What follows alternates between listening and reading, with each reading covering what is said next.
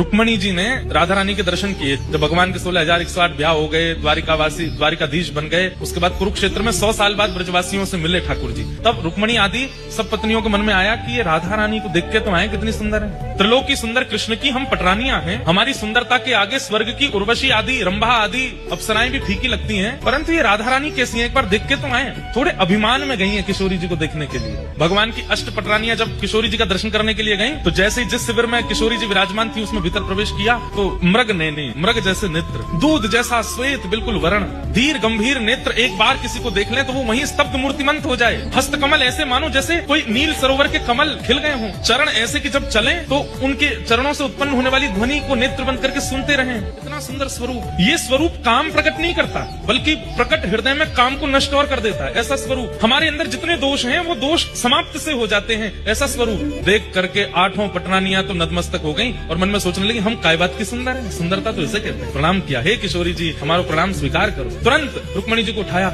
मैं राधा रानी नहीं हूँ, मैं तो दासी हूँ। राधा रानी भीतर है, किशोरी जी तो भीतर विराजमान है। 8 में से 4 तो वहीं से लौट गए। बोले जब दासी की सुंदरता हमसे सहन नहीं हो रही है, किशोरी जी को कहाँ देखेंगे। 4 ने प्रयास किया और भीतर गई, तो बाहर जिसे देखा उससे भी अतीत सुंदर। बाहर वाली की सुंदरता तो दोष नष्ट कर रही थी, अंदर जिसको देखा उससे दोष नष्ट तो हुए बल्कि गुण प्रकट होने लगे। दया, प्रेम, शीलता, ये सारे जो अच्छे गुण होते हैं उसका दर्शन करके वो प्रकट होने लगे। बोले निश्चित किशोरी जी ने प्रणाम किया। बोले आप किशोरी जी? नहीं नहीं मैं दास। किशोरी जी भीतर है। 2 वहां से भी लौट गई। बोले कि अब किशोरी जी को नहीं सहन कर पाएंगे हम, ये तो दासियों ने हमारे मान का मर्दन कर रखा है, किशोरी जी क्या करेंगे। कहते हैं अंत तो गत्वा रुक्मणी जी पहुंची बस। और जैसे ही रुक्मणी जी ने प्रवेश किया, असंख्य, संख्या गिनी नहीं जा सकती, इतनी असंख्य सुंदरियां चारों ओर बैठी हैं। और उन सबकी सुंदरता में विशेषता यह है, एक की भी सुंदरता काम प्रकट नहीं कर रही है, सबकी सुंदरता गुण प्रकट कर रही है, नेत्रों से अश्रु प्रकट कर रही है, दीनता प्रकट कर रही है, दैन्य प्रकट कर रही है। और उन सबके मध्य में एक सिंहासन पर तप्त कांचन गौरांगी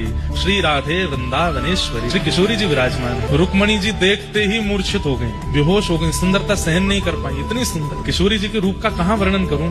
तुरंत किशोरी जी ने जाकर के रुक्मणी जी को संभाला। जब होश में आई, कहाँ तो देखने आई थी, परखने आई थी, जानने आई थी, अब स्थिति क्या हो गई। जो रुक्मणी जी कभी कृष्ण से वियोग की इच्छा नहीं रख सकती, ठाकुर जी दूर चले भी जाते हैं तो रो रो करके रुक्मणी जी का बुरा हाल हो जाता है, वो रुक्मणी जी की स्थिति क्या हो गई। किशोरी जी को देख करके कह रही हैं, हे श्यामाजू बस एक इच्छा पूरी कर दीजिए। बोले क्या? बहुत वर्षों तक द्वारिकाधीश की सेवा करी, अब आप अपनी सेवा में मुझे भी दासी बना लें और अपने साथ बरसाने ले चलो, हम द्वारिका को प्रणाम करके आपकी शरण में बरसाने चलें। तब किशोरी जी ने हृदय से लगाया, नहीं, हमारे प्राण आपके पास हैं, उनकी सेवा आपको करनी है और जब समय होगा तो हम आपको स्मरण कर लेंगे। जब बाहर रुक्मणी जी निकल करके आई तो कहते हैं 2 दिन तक तो मौन ही रही, बोली ही नहीं, बस नेत्रों से अश्रुपात और ध्यान में बैठी हैं किशोरी जी। इतना सुंदर स्वरूप।